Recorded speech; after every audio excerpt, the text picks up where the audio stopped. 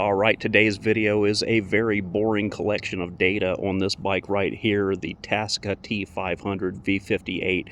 I took this bike out and did a full review on the dirt bike trails, but I found the speedometer to be wildly inaccurate. So it was giving me top speeds of like 56, 58 miles per hour. And at the time, I didn't have my phone mount on me, so I couldn't check GPS in real time. But when I got the bike back home and started editing the video and using my Insta360 GPS controller and looking at the data there, I found the top speed on this bike to be off by like 16 to 18 miles per hour when it comes to real world use. So the first thing I want to do is get the speedometer calibrated correctly, and then I want to do some top speed tests to see how fast this bike actually is, because I've seen a lot of people claiming online that they weigh like 220 pounds and they can get this bike up to like 56 miles per hour.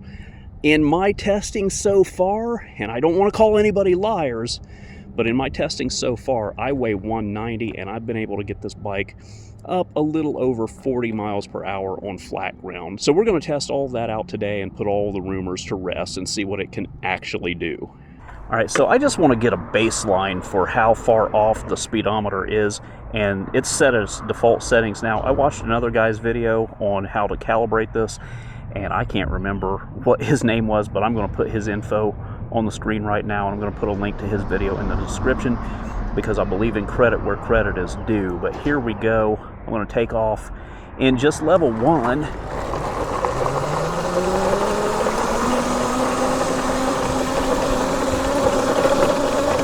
I got it wrapped out right now.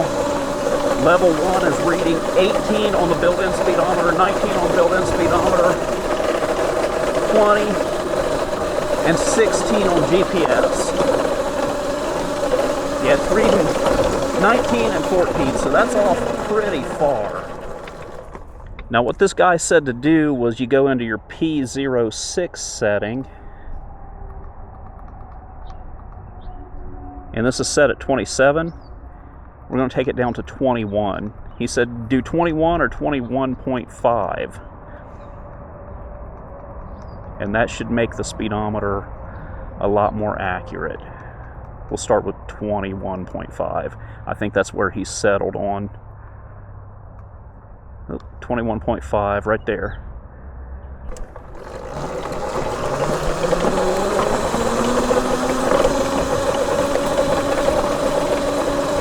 That's pretty close.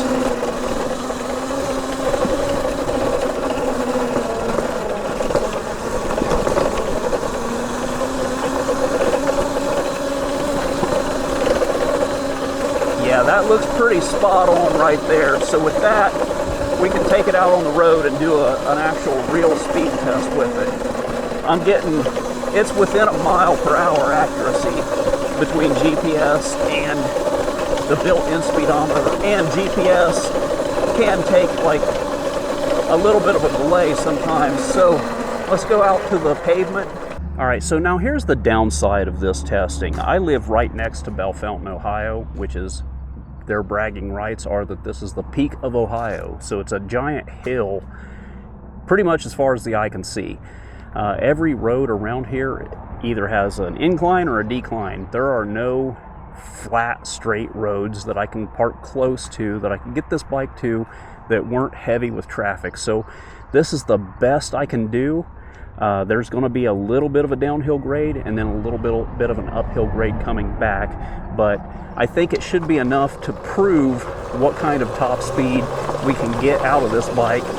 And I really don't believe the people who are saying that they can get 60 miles per hour out of this bike, and I don't believe the people who are saying that they weigh 220 pounds that are getting like 55 miles per hour out of this bike. So I weigh 190, the bike weighs like 125 pounds. As soon as I can make sure nothing is coming, I'm going to go up into level 5, zip around this curve here, and then the road should flatten out, and that should give us an idea of how fast this bike can go.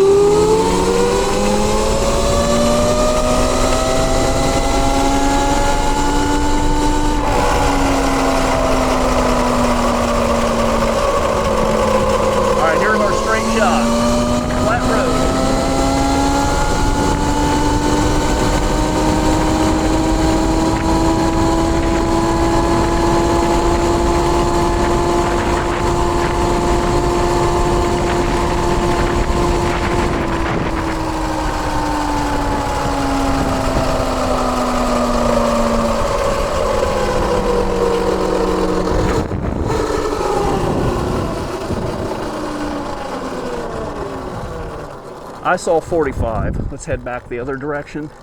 This is a little bit of an uphill climb, but very, very minor.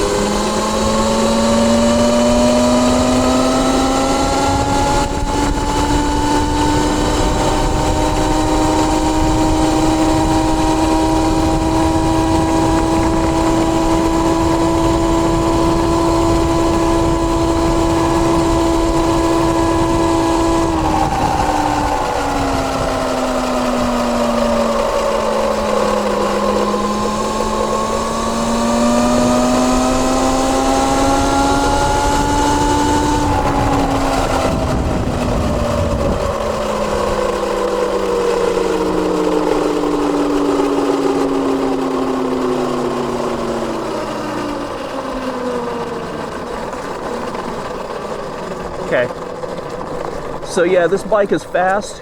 If you're a little bit lighter than I am, you probably get a little bit more out of it, but I got 45. That was with a minor downhill advantage, and I got 43 on the uphill. So anybody who's claiming that they're getting 60, I will believe it when I see it, when it is confirmed with GPS. Had to come back here someplace quiet to get away from that overpass, but basically I wanted to give my 2 cents worth on some things. So when I was young, I was really into muscle cars, and when I got a little bit older, I got into motorcycles, still am into motorcycles, and now I am obviously reviewing e-bikes and mini motos and things like that. And if there's one thing that I've learned from all three of those genres, it's that people who ride or drive those things that go fast, when it comes to the stories of how fast they will go, a lot of the people will kind of fudge their numbers, sometimes to a ridiculous degree, as far as how fast those vehicles go. And that's basically what we're running into now. Now, don't get me wrong, this bike is fast. And any time you ride these bikes over, say, 30 miles per hour, you really need to start looking into doing it in a controlled environment. These things get really sketchy over 30 miles per hour, and when they start to creep up higher, they get pretty out of control.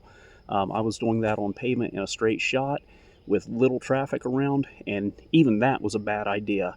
I have no problem riding a motorcycle that is tuned for it over 100 miles per hour all day long, and that feels safer than riding one of these things over 30. So basically with a bike like this, you've got a scooter wheel, a entry-level suspension, and a bike that's made out of pure Chinesium. So going up to 60 miles per hour is a completely unrealistic expectation.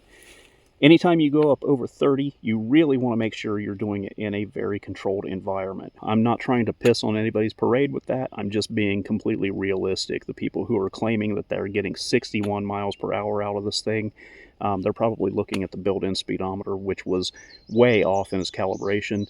And I mean, like 220-pound riders who are saying that they're getting 55 out of this thing. You saw it today. I weigh 190 and this did 45. And that is plenty fast enough for this bike. In most scenarios, you're going to be riding this thing in the 20 to 30 mile per hour range. Anyway, that's all I got for now. Thanks for watching, and I'll see you next time. And don't let any of the stuff in this video discourage you from buying this bike. It is plenty fast enough, and it gets up to that speed plenty quick enough.